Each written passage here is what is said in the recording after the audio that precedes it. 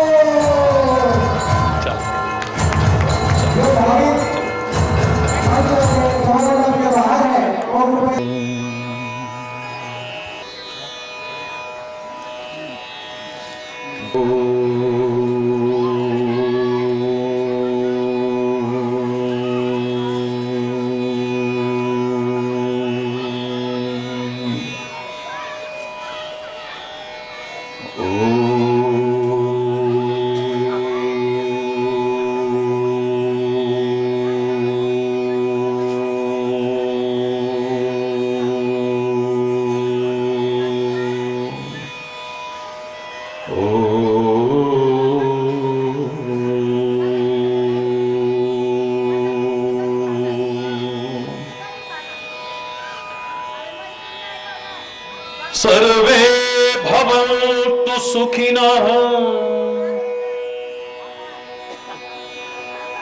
सर्वे सन्तु निरामय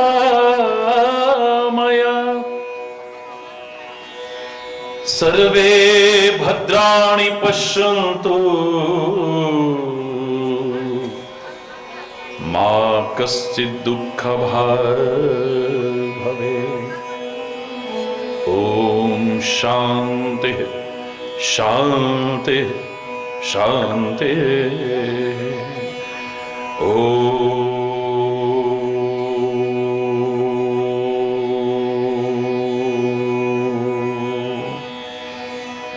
मनोजवं मारुततुल्यवेगं जितेन्द्रियं बुद्धिमतां वरिष्ठं वातात्मजं वानरयूथमुख्यं श्रीरामदूतं शरणं प्रपद्ये। श्रीरामदूतं शरणं प्रपद्ये। ओम शांति शांति शांति।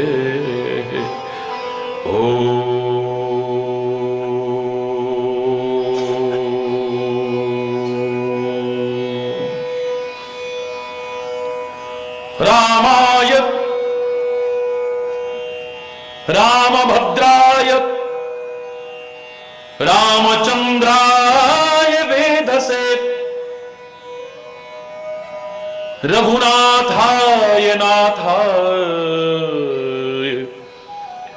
सीताया पतये नमः। ओम शांति शांति शांति।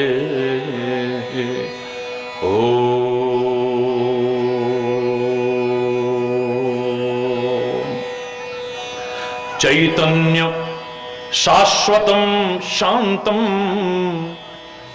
व्योमातीतं निरंजनं नादबिन्दुकलातीतं तस्मै श्री गुरुवे नमः। ओम शांति शांति शांति।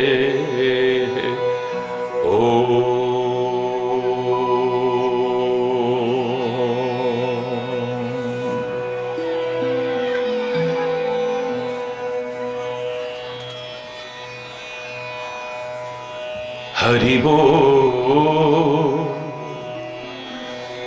हरि बोल हरि बोल मना हा जन्म नाही पुन्हा। हरि बोल हरि बोल हरि बोल मना हा जन्म नाही पुन्हा। हरि बोल मना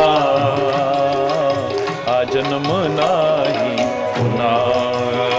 हरि बोल हरि बोल हरि बोल मना आ जन्म नाई।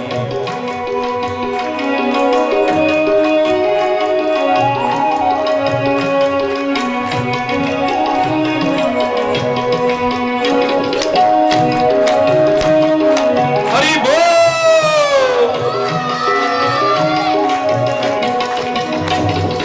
हा जन्म आहे नाम स्मरणाचा हा जन्म नाही पुन्हा।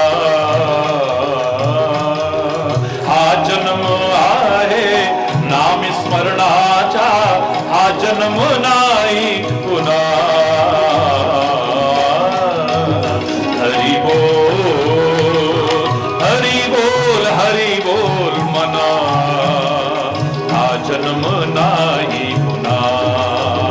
हरि बोल हरि बोल मना हा जन्म नाही पुन्हा।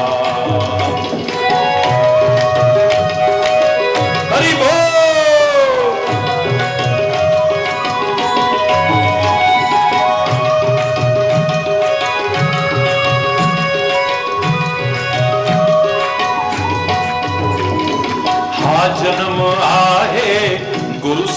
सेवेचा हा जन्म नाही पुन्हा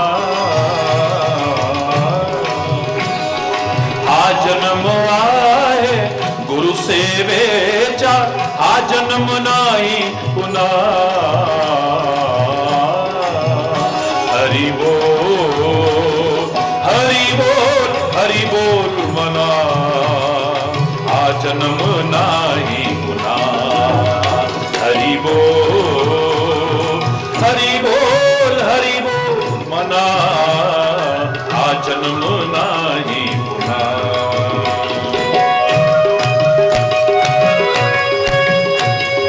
हरि बोल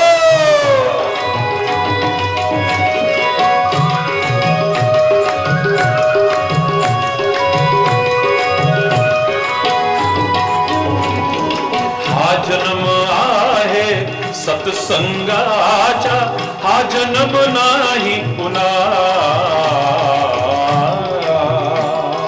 हा जन्म आहे सत्संगाचा हा जन्म नाही पुन्हा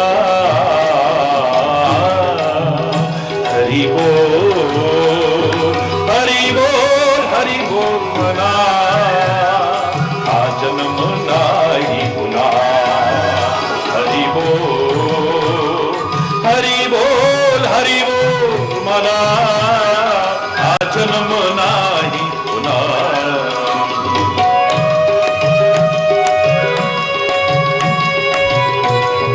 हरि बोल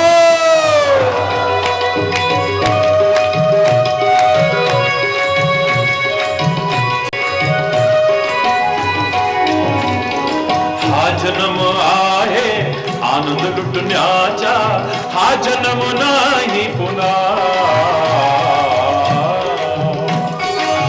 हा जन्म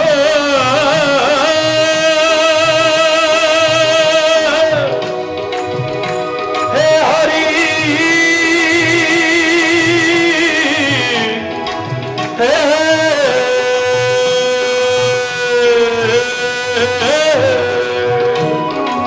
हा जन्म आहे आनंद लुटण्याचा हा जन्म नाही पुन्हा हरि बोल हरि बोल हरि बोल मना हा जन्म नाही पुन्हा हरि बोल हरि बोल हरि बोल मना हा जन्म नाही पुन्हा हरि बोल मना हा जन्म नाही पुन्हा हरि बोल हरि बोल मना हा जन्म नाही पुन्हा हरि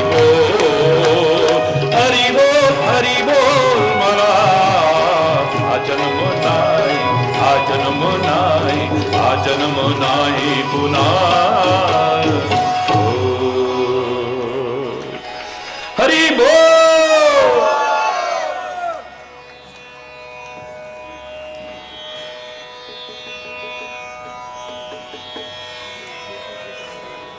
भगवान भद्रा हनुमान जी के चरणों में कोटि कोटि नमन करता हूं।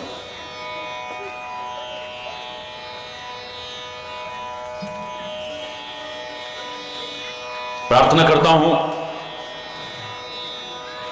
उनके चरणों में बैठकर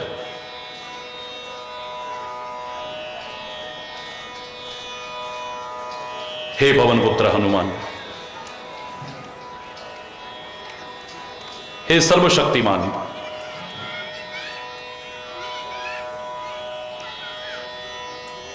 जब जब भी आपकी आवश्यकता पड़ी आपने समाज के लिए अपना बहुत महत्वपूर्ण योगदान दिया है।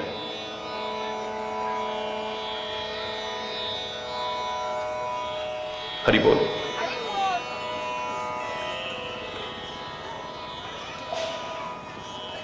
और आपका जो प्रताप है, हरि बोल, आपका जो प्रताप है खाली सतयुग में नहीं है, खाली त्रेता में नहीं है, खाली द्वापर में नहीं है, मात्र कलयुग में नहीं है, एकमात्र रुद्रावतार परमात्मा शिव के स्वरूप मेरे पवन पुत्र हनुमान जी का प्रताप, चारों युग प्रताप तुम्हारा, ये चारों युगों में प्रताप मौजूद रहता है। ये सतयुग में भी इन्होंने अपना प्रताप का दर्शन कराया है। आप इतिहास नहीं जानते, एक अलग विषय है। त्रेता में परमात्मा श्री राम के साथ भी आपकी लीलाओं का अनंत वर्णन हमारे ग्रंथों में मिलता है। द्वापर में भी परमात्मा श्री कृष्ण के साथ महाभारत की युद्ध भूमि में जब अर्जुन का अभिमान दूर किया, ये रथ क्यों बचा हुआ है जानते हो? क्योंकि रथ के ऊपर झंडा है, और झंडे में खाली ये मूर्ति नहीं, साक्षात हनुमान विराजमान है। इसलिए कोई कितना भी बलशाली तीर मारता है, तुम्हारा रथ टस से मस नहीं होता है। यह हनुमान का प्रताप है। भक्त परमात्मा के गुण गाते हैं, लेकिन मेरे परमात्मा अपने भक्तों के गुण गाते हैं हमेशा। सतयुग में भी इनका प्रताप है, फिर कह रहा हूं त्रेता में भी इनका प्रताप का दर्शन होता है, द्वापर में भी इनका प्रताप का दर्शन होता है। और भद्रा हनुमान जी के चरणों में बैठ करके मैं चैलेंज करके कह रहा हूं, आपका विश्वास होना चाहिए, कलयुग के हर क्षण में भी इनका प्रताप आपको नजर आ सकता है। ये बहुत दिव्य अवतार है। इनकी महिमा गाने की सामर्थ्य हमारी वाणी में नहीं है, लेकिन अपनी वाणी को पवित्र करने के लिए, आपके कानों को पवित्र करने के लिए, इस वातावरण को पवित्र करने के लिए और इनकी दिव्य लीलाओं से प्रेरणा देने के लिए बोलने की अल्प बुद्धि से कोशिश कर रहा हूं। हरि बोल, जोर से बोल। भद्रा हनुमान जी महाराज की,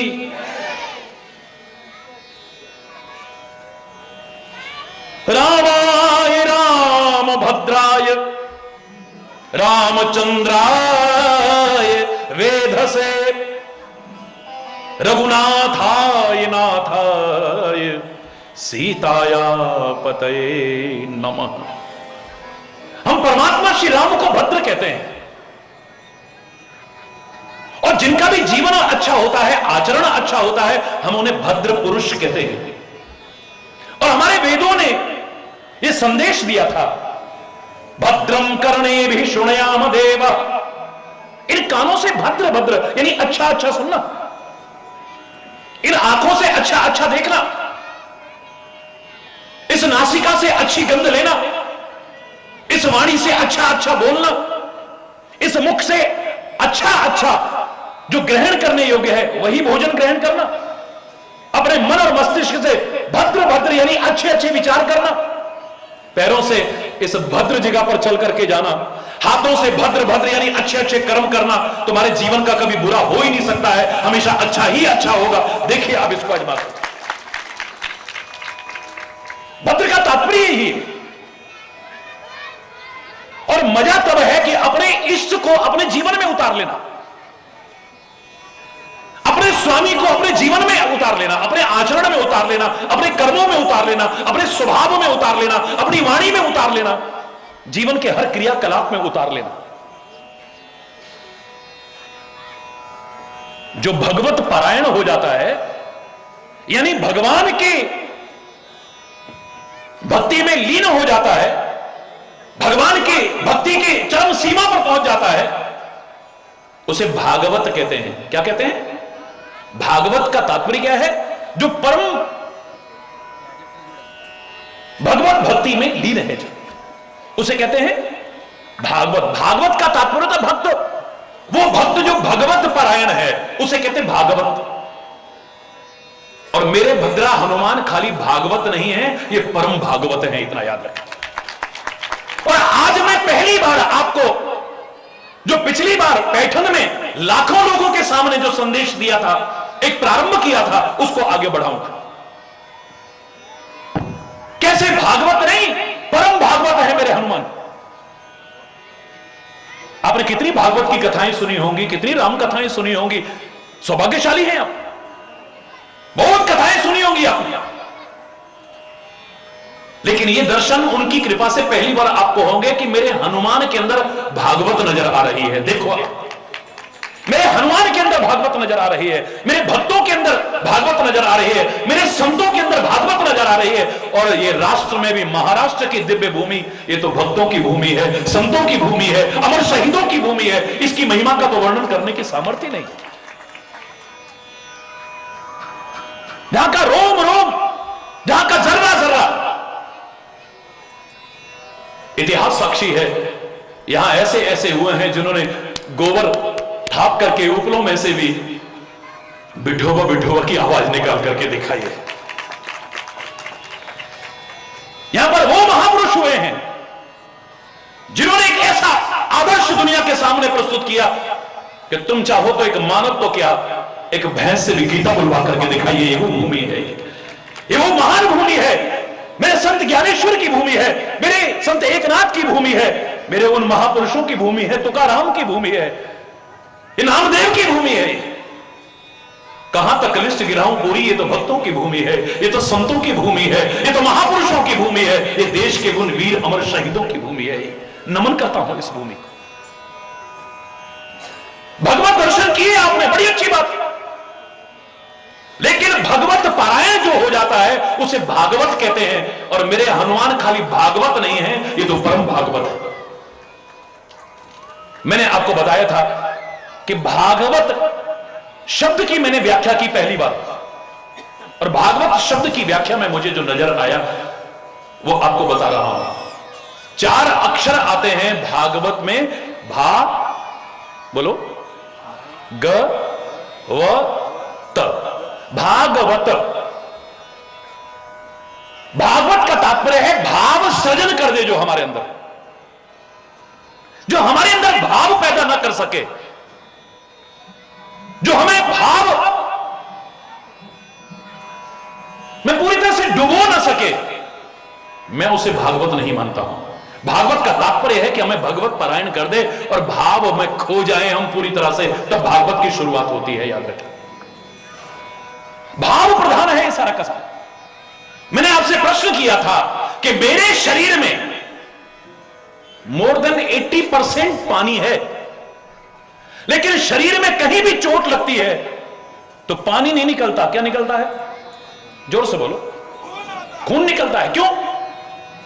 शरीर में 80% से ज्यादा पानी है, लेकिन शरीर में कहीं चोट लगती है तो क्या निकलता है?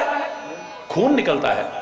और मेरे हृदय में पूरा का पूरा खून है, रक्त है, लेकिन जब दिल को चोट लगती है तो पानी निकलता है। आखिर क्या वजह हो सकती है? चाहे दुख में चोट लगे, चाहे किसी वजह से भी चोट लगे, हृदय में आंखें छलक उठती है। हृदय में अगर आघात होता है तो हार्ट अटैक भी, भगवान करे किसी को ना हो, अगर हृदय में वो विराजमान हो गया तो हृदय की रक्षा तो फिर अपने आप होती रहेगी। अरे बोल रहा, तो आदमी पसीने पसीने हो जाता है, स्वेद निकलता है, पानी पानी निकलता है सारा। बड़े आश्चर्य की बात है, एक बॉडी के अंदर 6, 7, 8 लीटर रक्त होता है, खाली खून। 80% से ज्यादा पानी पानी होता है, पर जब शरीर में चोट लगती है तो खून निकलता है। लेकिन दिल जिसमें है ही खून, क्योंकि पंपिंग स्टेशन है तो सारा खून यहां आता है और यहीं से पूरे उसमें जाता है। लेकिन बड़े आश्चर्य की बात है, जब हृदय को चोट पहुंचती है तो पानी निकलता है। क्यों? क्योंकि हृदय भाव प्रधान है, और जब भाव में आदमी खोता है तो आंखें न चाहते हुए भी छल छला पड़ती है, निकलने लगता है अपने आप। कहने की आवश्यकता नहीं है। और मेरे पवन पुत्र हनुमान जी को अगर मैं कह दूं कि भाव की मूर्ति है, ये हमें सिखाते हैं कि कितने सुंदर भाव होने चाहिए, तो अतिशयोक्ति नहीं है। जब समुद्र पर पुल का निर्माण हुआ, सेतु निर्माण हुआ, श्री राम कहने लगे, हे हनुमान, हे सुग्रीव, हे जामवंत, हे अंगद, हे नलनील, हे वानरों, तुम्हारी कृपा से कितना सुंदर पुल तैयार हुआ है। दुनिया का एक महानतम आश्चर्य, असंभव को संभव करके दिखाया तुमने। जो मैं कहा करता हूं, अवगढ़ असु शक्ति अशक्य नहीं, उसका नाम लेकर के, सबके आशीर्वाद लेकर के तुम कोशिश करो, तुम असंभव को भी संभव बना सकते हो, कठिन को भी सरल कर सकते हो। Nothing is impossible in this world, it may be difficult, कठिन हो सकता है।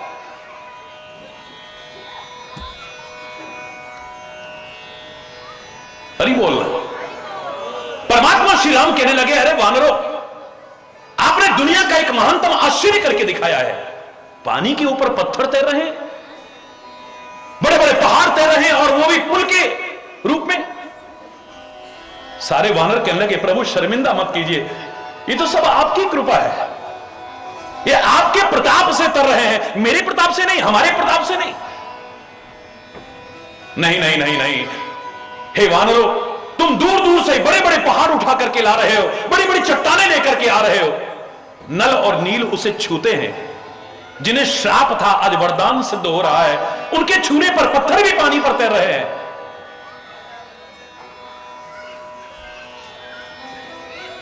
तुम्हारा प्रताप है, तुम्हारी मेहनत का प्रताप है, तुम्हारे प्रयास की महिमा है, ये तुम्हारी वजह से आज इतना बड़ा एक महानतम कार्य हुआ है। वानर कहने लगे, प्रभु शर्मिंदा मत करो, हम फिर कह रहे हैं ये सब आपका प्रताप है। माना कि हम बड़ी दूर दूर से पहाड़ लेकर के आ रहे हैं, चट्टान लेकर के आ रहे हैं, नल और नील उन्हें छूते हैं, उनके छूने पर पानी पर तैरते हैं पत्थर, लेकिन लहरों में, सागर की लहरों में एक पत्थर उधर जाता, एक उधर जाता, ये पुल के रूप में इकट्ठे होकर के कैसे है? भगवान कहने लगे, कैसे?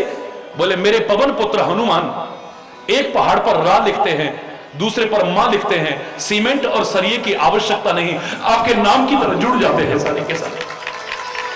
राम नाम ते श्री रघुवीर प्रताप ते सिंधु तरे पाषाण, ये आपके नाम का प्रताप है। एक पहाड़ पर रा लिखते हैं, दूसरे पर मां लिखते हैं, सीमेंट और सरिये की कोई आवश्यकता नहीं। मेरे पवन पुत्र हनुमान जब लिखते हैं ना, तो ये आपस में मिल जाते हैं, इकट्ठे हो जाते हैं और पुल बन गया है। भगवान कहने लगे, नहीं, ये तुम्हारी महिमा है। वानर कहते हैं, आपकी महिमा है, ये तो अंतरहित बहस है, कभी समाप्त होने वाली नहीं है। परमात्मा श्री राम कहने लगे, मैं कहता रहूंगा तुम्हारी महिमा, आप कहते रहोगे मेरी महिमा, ये तो समय बर्बाद होगा, और समय किसी का गुलाम नहीं है। ये अनमोल एक एक क्षण व्यर्थ में नष्ट नहीं करना चाहिए। व्यर्थ की वार्तालाप में, व्यर्थ की बहस में, व्यर्थ के क्रियाकलाप में कभी नष्ट मत करो। ऐसा करते हैं, प्रत्यक्षम किम प्रमाणम, प्रत्यक्ष को प्रमाण की आवश्यकता नहीं है। भगवान श्री राम कहने लगे, ऐसा करता हूं, मैं एक छोटा सा कंकड़ लेता हूं, छोटा सा कंकड़, और इसे लेकर के सागर में फेंकता हूं। अगर ये कंकड़ तैर गया तब तो मेरी महिमा है, और नहीं तैरा तो तुम्हारी महिमा है। हाँ हाँ प्रभु, आप फेंक के देखिए।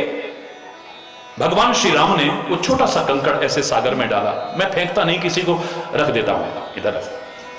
भगवान श्री राम ने जब वो फेंका, आश्चर्य, वो कंकड़ छोटा सा डूबता ही जा रहा है, डूबता ही नीचे नीचे जा रहा है। हाहाकार मच गया। अरे खोदा पहाड़, निकली चुईया, वो भी मरी हुई। अरे हमसे तो ये भी, हमसे भी गए गुजरे हैं, हम इन्हें भगवान मान करके इनकी सेवा कर रहे हैं। अरे हमारे फेंके बड़े बड़े पहाड़ और चट्टान तैर रहे हैं, और इनका फेंका तो छोटा सा कंकड़ भी डूब गया। ये भगवान नहीं है, ये तो हमसे भी गए गुजरे हैं। मेरे पवन पुत्र हनुमान ऊपर खड़े होते हैं, मेरे भद्र हनुमान ऊपर खड़े होते हैं, एक चट्टान के ऊपर खड़े होकर कहते हैं, अरे ओ वानरों, अपनी बुद्धि को भ्रमित मत करो। तुम नहीं जानते कि भगवान श्री राम का फेंका हुआ वो छोटा सा कंकड़ क्यों डूब रहा है। तुम्हारे फेंके बड़े बड़े पहाड़ और चट्टान भी क्यों तैर रहे हैं, जानते हो तुम? नहीं, मैं बताता हूं तुम्हें। मेरे पवन पुत्र हनुमान कहते हैं, अरे ओ संसार के लोगों, एक बार जिसे तुम फेंक दोगे, जिसे तुम ठुकरा दोगे, जिसे तुम छोड़ दोगे, इस सागर तो क्या, भव सागर में भी उबर करके वो ऊपर आ सकता है। लेकिन जिसे प्रभु ही फेंक देंगे, जिसे प्रभु ही छोड़ देंगे, जिसे प्रभु ही ठुकरा देंगे, वो ऊपर नहीं आ सकता, वो तो नीचे ही नीचे जाएगा। यार, ये काहे का परिणाम है?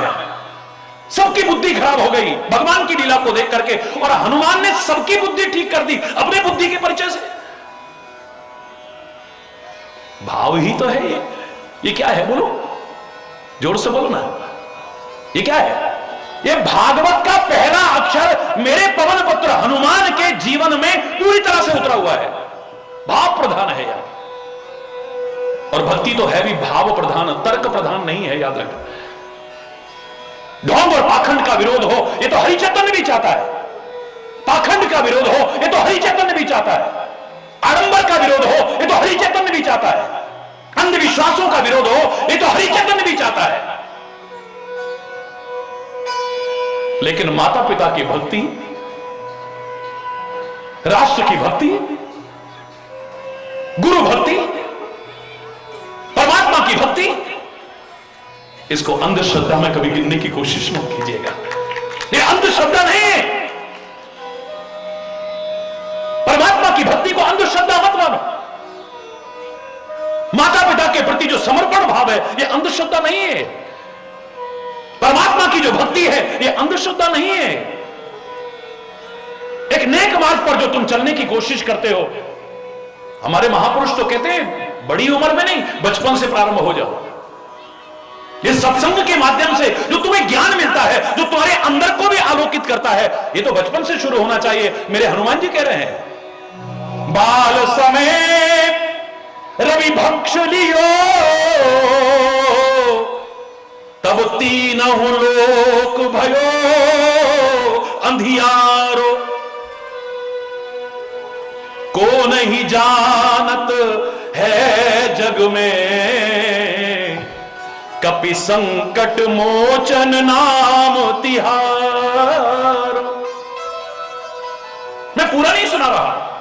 बाल समय रवि भक्ष लियो, कितना सुंदर फल है, निगल लिया उसे। रुद्रावतार है मेरे हनुमान, शिव के स्वरूप है मेरे हनुमान, परमात्मा का स्वरूप है मेरे हनुमान। वो ये भी कर ले तो कोई असंभव नहीं है। आप उसे अंधश्रद्धा और किसी में गिनते रहना। लेकिन मैं एक बच्चों के लिए आदर्श उदाहरण देना चाहूंगा। यहां क्या किया उन्होंने? सूर्य को निगला और अपने अंदर निगल करके ले गए। अंदर निगलने का तात्पर्य कि ये सूर्य तो बाहर तक प्रकाश करता है, तुम्हारे अंदर तो अंधकार छाया हुआ है, यानी अपने अंदर के अंधकार को भी समाप्त करो। और उसके लिए कोई आयु नहीं है कि जब बुढ़े हो जाएंगे तब करेंगे। बाल समय रवि भक्ष लियो, बचपन में ही सूर्य को अंदर है। सूर्य का तात्पर्य प्रकाश, प्रकाश का तात्पर्य ज्ञान, यानी ज्ञान के प्रकाश से अपने अंदर को भी आलोकित करने की कोशिश करो। और उसके लिए बाल्यावस्था से ही शुरू हो जाओ, छोटी सी उम्र से, छोटे से नन्हे से हनुमान, क्योंकि अंदर सूर्य प्रकाश नहीं कर सकता है, अंदर चंद्रमा प्रकाश नहीं कर सकता है, अंदर अग्नि प्रकाश नहीं कर सकती है। ये बाह्य जगत में प्रकाश कर सकते हैं, अंतर्वाणी में तो सत्संग प्रकाश कर सकता है, गुरु का उपदेश कर सकता है, हमारे ग्रंथों का संदेश कर सकता है, कुछ और नहीं। यानी बचपन से ही ऐसे संस्कार रखो तुम्हारा अंदर भी आलोकित हो, अंदर का अंधकार भी मिटे, अंदर का तमस भी समाप्त हो। कितना सुंदर भाव है।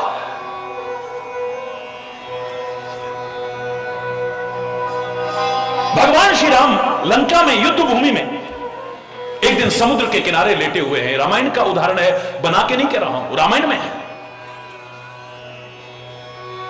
परमात्मा श्री राम ऐसे लेटे हैं, हनुमान अंगद चरण दबा रहे हैं।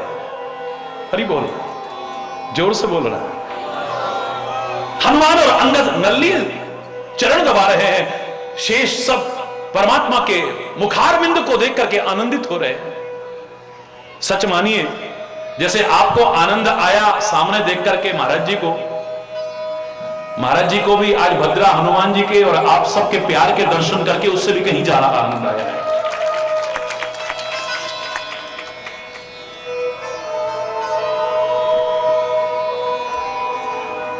किति सांगू मी सांगू कुनाला, आज आनंदी आनंद झाला, आज आनंदी आनंद झाला। किती सांगू मी सांगू कुनाला,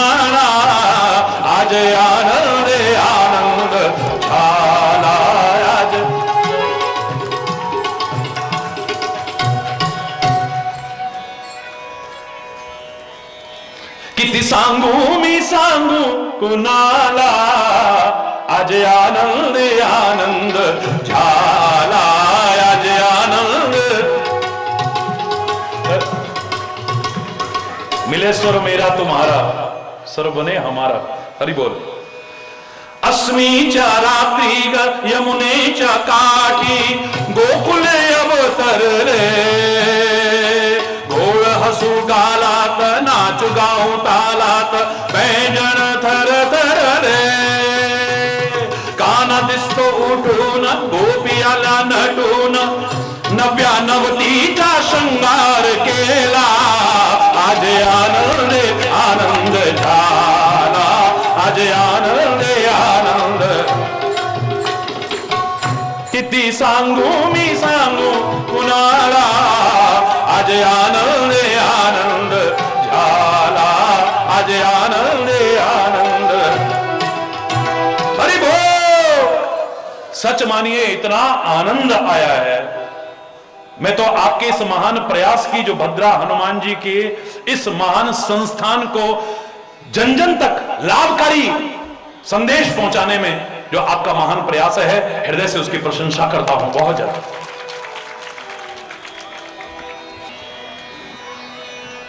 समुद्र के तट पर परमात्मा श्री राम लेटे हुए हैं, विश्राम कर रहे हैं। हनुमान अंगद चरण दबा रहे हैं। सब लोग भगवान के मुख को देख करके बड़ा आनंद विभोर हो रहे हैं। अचानक परमात्मा श्री राम जो मुस्कुरा रहे थे उदास हो गए। पूर्णिमा का दिन है, चंद्रमा की संपूर्ण कलाएं खिली हुई है, इतना प्रकाश, इतनी शांति, इतनी शीतलता, इतनी उज्जवलता, इतनी धवलता, और इतने आनंद लेते लेते अचानक भगवान श्री राम का चेहरा उदास हो गया। मैं नहीं कह रहा, रामायण कह रही है। भगवान श्री राम कहने लगे, चंद्रमा को देख करके बड़ा आनंद आया, चंद्रमा के इस प्रकाश को देख करके बड़ा आनंद आया, इस शीतलता को देख करके बड़ा आनंद आया, लेकिन इसमें ये काला धब्बा जो है ना, ये देख करके बड़ा दुख हुआ मुझे। इतना श्वेत, इतना धवल, इतना उज्जवल चंद्रमा, और उसमें भी काला धब्बा है, बड़ा दुख हुआ मुझे। लो प्रभु आप प्रसन्न हो जाइए, ये तो हम बता देते हैं इसमें काला धब्बा क्यों है। बड़े ध्यान से सुनना, ये तो हम बता देते हैं आपको। बोले क्यों है इसमें काला धब्बा? इतने श्वेत, इतने उज्जवल, इतने धवल चंद्रमा में भी। बोले प्रभु इसको कलंक का टीका लगा हुआ है। देवगुरु बृहस्पति की पत्नी के प्रति भी इसके मन में गलत भावना आई थी, इतिहास साक्षी है, हमारे पुराणों की कथा है। वो इसको कलंक का टीका लगा है, बस वो काला काला है, बाकी तो सब ठीक। प्रभु अब तो पता लग गया ना, अब तो प्रसन्न हो जाइए। परमात्मा श्री राम प्रसन्न हो उससे पहले ही एक और कहने लगा, इसमें काला धब्बा क्यों है वो तो मैं बताता हूं ना आपको, तुम बताओ क्यों है। बोले प्रभु ब्रह्मा ने, उस विधाता ने सारी सृष्टि का निर्माण किया, सबको बनाया, तो चंद्रमा को भी बनाया। जब चंद्रमा को बनाया तो बहुत सुंदर बनाया। जैसे एक मां अपने बच्चे को नजर न लग जाए काला टीका लगा देती है, ऐसे ही मेरे बनाए चंद्रमा को नजर न लग जाए ये सबसे सुंदर है, इसने खाली काला टीका लगा दिया है। हरि बोल। और कुछ भी नहीं है। तीसरा बोला नहीं प्रभु काला धब्बा क्यों है, मैं बताता हूं आपको, बताओ ना। बोले प्रभु जब ब्रह्मा ने सारी सृष्टि का निर्माण किया तो उस समय सबसे सुंदर कामदेव को बनाया था। कामदेव को सबसे सुंदर बनाया तो उसकी स्त्री को भी बहुत सुंदर बनाना है। यह सोच करके कि बहुत सुंदर बनाने के लिए सामान कहां से लूं, फिर नजर आया कि मेरा बनाया चंद्रमा बहुत सुंदर है, इसका सार भाग हरण कर लेता हूं। रामायण के शब्द हैं, सार भाग शशिकर हर लीना। चंद्रमा का सार भाग हरण कर लिया और उससे सुंदर मुख बनाया है, इसलिए आज भी कहीं बहुत सुंदर स्त्री को चंद्रमुखी। हरि बोले। तो चंद्रमा का जो सार भाग हरण किया, हे प्रभु वो छिद्र हो गया है, उस चंद्रमा में छिद्र हो गया है और उस छेद के पीछे से जो आकाश है वो दिखाई दे रहा है, वो काला काला है, कुछ और नहीं है। एक और कहने लगा, नहीं प्रभु मैं बताता हूं चंद्रमा में काला धब्बा क्यों है। बोले तुम बताओ। बोले प्रभु शशिमा परत भूमि के झाई, पृथ्वी की परछाई पड़ रही है चंद्रमा में, और पृथ्वी की जो परछाई पड़ रही है चंद्रमा में वही काली काली है और कुछ भी नहीं है। अच्छा, भगवान बोले कि मैं बताऊं कि इसमें काला धब्बा क्यों है। सारे बोले प्रभु आपके मुखारबिंद से सुनने को मिले, इससे अच्छी बात क्या है, आप बताइए ना। भगवान श्री राम कहने लगे कि चंद्रमा भी सागर से उत्पन्न हुआ और समुद्र मंथन के समय विश्व भी सागर से ही उत्पन्न हुआ। तो ये सहोदर भाई हैं, एक ही उदर से उत्पन्न हुए हैं, इनके जन्मदाता एक ही है, इसलिए सगे भाई हैं ये। तो चंद्रमा ने अपना जो प्रिय भाई है विष, उसको अपने हृदय में निवास दे रखा है। वो जो विष है ना, वो काला काला नजर आ रहा है और कुछ कारण ही नहीं है। सारे कुछ ना कुछ बोल रहे हैं, लेकिन मेरे पवन पुत्र हनुमान जी चुपचाप बैठे हुए हैं। हरि बोल। ये बता रहे हैं कि ज्यादा नहीं बोलना चाहिए, और मजा तब है कि जो बोलो एक बार तो दुनिया वाह वाह कर उठे, वाह वाह कर उठे, तब आनंद है। जो फालतू बोलते हैं वो नहीं। मेरे पवन पुत्र हनुमान जी शांत होकर के बैठे, सारे देख रहे हैं कि ये क्यों नहीं बोलते हैं, लेकिन वो श्री राम जय जय राम, श्री राम जय जय राम, श्री राम जय राम। भगवान के मुखारबिंद को देख करके आनंद ले रहे हैं, चरण कर जपते हुए सेवा कर रहे हैं और उनका नाम ले रहे हैं, बस आनंद विभोर। सबने कहा कि आप भी तो बताओ चंद्रमा में काला धब्बा क्यों है। अरे हमारे परमात्मा श्री राम उदास हो गए, ये प्रसन्न हो जाएंगे, बताओ ना। क्योंकि हमने जो भी बताया अभी तक श्री राम के चेहरे पर मुस्कुराहट नहीं आई है, जो हमेशा मुस्कुराता रहता था। अरे कभी सीता की याद में रोते हैं, कभी अवधवासियों के याद में रोते हैं, कि कभी मां कौशल्या, कैकेयी इत्यादि, सुमित्रा आदि की याद में रोते हैं।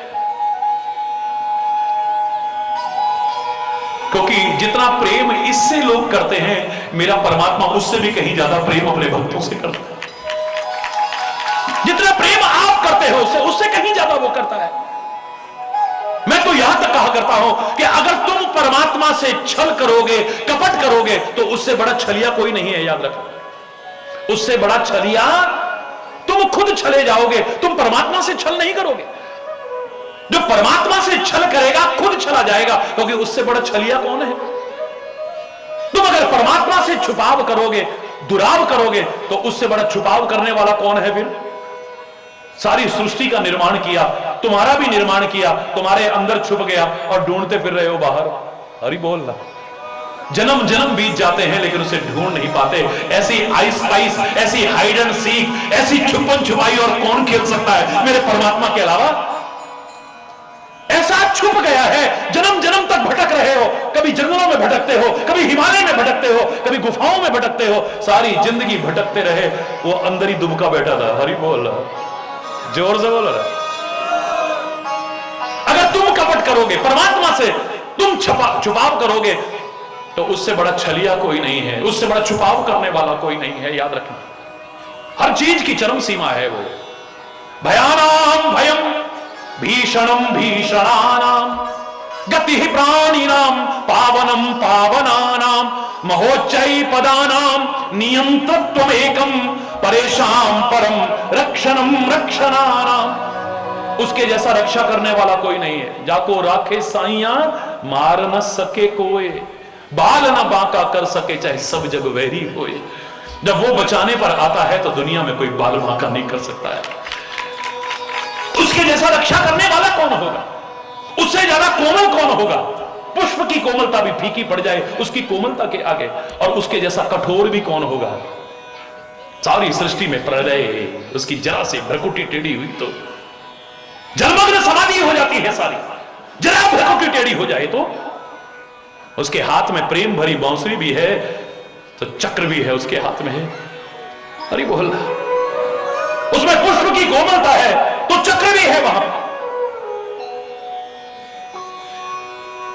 मेरे पवन पुत्र हनुमान में कितनी कोमलता है, कितनी कोमलता। बात बात में आंखों में आंसू आ जाते हैं। इससे ज्यादा हृदय और कोमल क्या हो सकता है। इतिहास रामायण को उठा के देखिए, बात बात में आंखें भर आती है, रोंगटे खड़े हो जाते, रोमांच हो जाता है हनुमान के। इससे ज्यादा कोमल कौन होगा? आप हनुमान जी की स्तुति करते हैं, उसमें एक श्लोक आता है, यत्र यत्र रघुनाथ कीर्तनम तत्र तत्र कृतमस्तकांजलिम वाष्पवारि परिपूर्ण लोचनम। यत्र यत्र रघुनाथ कीर्तनम, जहां जहां भी राम का गुणगान हो रहा है, जहां जहां भी, तत्र तत्कृतमस्तकांजलिम, सिर झुका करके हाथ जोड़ करके मेरे हनुमान जी विराजमान होते हैं। हमारी नजर नहीं है जो देख नहीं पाती है, वरना चैलेंज करके कहता हूं यहां भी साक्षात कहीं ना कहीं विराजमान होंगे, क्योंकि प्रमाण है इसका। जहां जहां भी राम कथा होती है, जहां जहां भी राम का स्मरण होता है, मेरे पवन पुत्र हनुमान कृतमस्तकांजलिम, हाथ जोड़ करके, सिर झुका करके, वाष्पवारी परिपूर्ण लोचनम, नेत्रों में आंसू भर करके बैठे होते हैं। कितना हृदय कोमल है, और कठोर इतना है कि इंद्र का वज्र भी बुड़ गया, हनुमान का बाग बाका नहीं हुआ, इसलिए बजरंगी नाम पड़ा है। इनको वज्र अलग से लेने की आवश्यकता नहीं है। आप सोचते हैं कि हाथ में वज्र है, नहीं, हाथ वज्र और ध्वजा विराज, इनके तो हाथ ही वज्र है, इनका तो अंग अंग ही वज्र है, कठोरता भी है, कोमलता भी है। हरि बोलना। मेरे पवन पुत्र हनुमान जी आंखों में आंसू लेकर के राम नाम स्मरण कर रहे हैं। आखिर में सबके कहने के बाद जब हनुमान जी नहीं बोले तो श्री राम कहने लगे, हे पवन पुत्र तुम भी तो बताओ, हे हनुमंत लाल तुम भी तो बताओ, चंद्रमा में काला धब्बा क्यों है? बार बार जब परमात्मा श्री राम ने कहा तो हनुमान जी की आंखों में आंसू आ गए, सारा शरीर रोमांचित हो गया। राम कहने लगे कि हनुमान मैंने कहा कि चंद्रमा में काला धब्बा क्यों है ये बताओ, और तुमने रोना शुरू कर दिया, तुम्हारे रोंगटे खड़े हो गए। प्रभु बात ही ऐसी है, बताओ ना इसमें काला धब्बा क्यों है? मेरे हनुमान ने जवाब दिया है, आंखों से जल बहाते हुए, गदगद कंठ से, रोमांचित शरीर से क्या जवाब दिया है, सुनो रामायण के शब्दों में। कहे हनुमंत सुनहु प्रभु शशि तुम्हार प्रिय दास। हे परमात्मा श्री राम, मुझे तो लगता है कि जैसे मैं आपका प्रिय सेवक हूं ना, ये चंद्रमा भी आपका प्रिय सेवक है। मैंने पूछा कि चंद्रमा में काला धब्बा क्यों है, और तुम कहते हो कि मेरा भक्त है, मेरा सेवक है। बोले वही बता रहा हूं प्रभु, जैसे आपका भक्त, आपका सेवक होने के नाते आपकी सांवली मूर्ति, मनोहारी मूर्ति मैंने अपने हृदय में विराजमान कर रखी है, ऐसे ही मुझे लगता है कि चंद्रमा रूपी भक्त ने भी आपकी वो सांवली मूर्ति अपने हृदय में विराजमान कर रखी है। वही काला काला है, कुछ और नहीं। मुझे तो वहां पर भी आप नजर आ रहे हो, कोई और नजर नहीं आ रहा है। ऐसा भाव किसके पास होगा बोलो? भागवत का पहला शब्द है जो भाव सृजन कर दे, वो है भागवत। और मेरा परम भागवत हनुमान, इससे ज्यादा भाव कहां आएगा? जो चंद्रमा का काला धब्बा किसी को कलंक का टीका नजर आ रहा है, किसी को पृथ्वी की परछाई नजर आ रही है, किसी का ध्यान रति की तरफ जा रहा है, यहां तक कि परमात्मा स्वयं उसमें जहर के दर्शन कर रहे हैं। मेरा पवन पुत्र हनुमान वहां भी राम के दर्शन कर रहा है। ऐसा दर्शन कहां है? जिधर देखती हूं उधर तुम ही तुम हो, जिधर देखती हूं उधर तुम ही तुम हो। जो उत्तर में देखूं हिमालय तुम ही हो, जो दक्षिण में देखूं तो सागर तुम ही हो। हरि बोल रहा है, जोर से बोल रहा है, और जोर से बोल रहा है। जो पूरब में देखूं तो सूरज तुम ही हो, जो पश्चिम में देखूं तो चंदा तुम ही हो। जिधर देखती हूं उधर तुम ही तुम हो, जिधर देखती हूं उधर तुम ही तुम हो। आदमी में जब भाव आ जाता है, क्योंकि रामायण में कहा, जिनके रही भावना जैसी, हरि मूर्ति देखी तिन तैसी।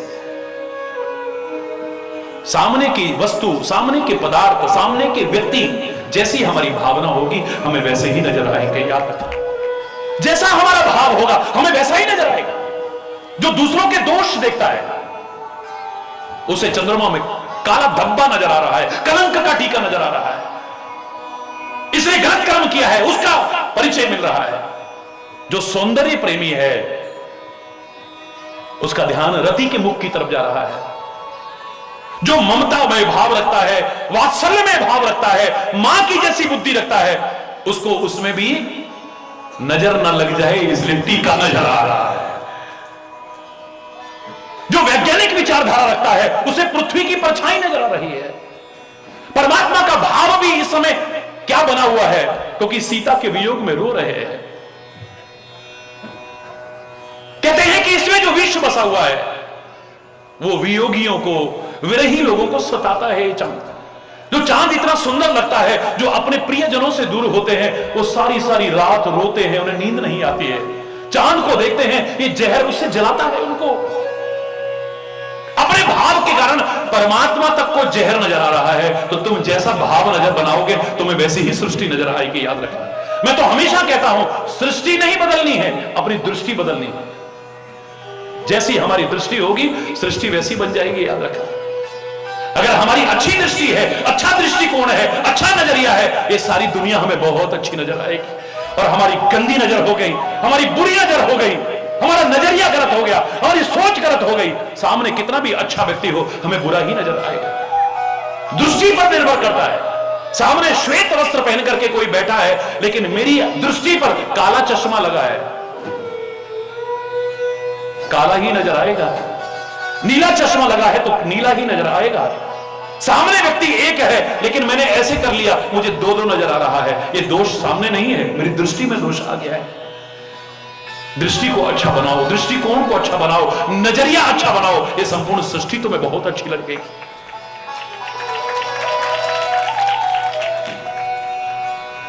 ये एक सृष्टि अलग अलग नहीं है।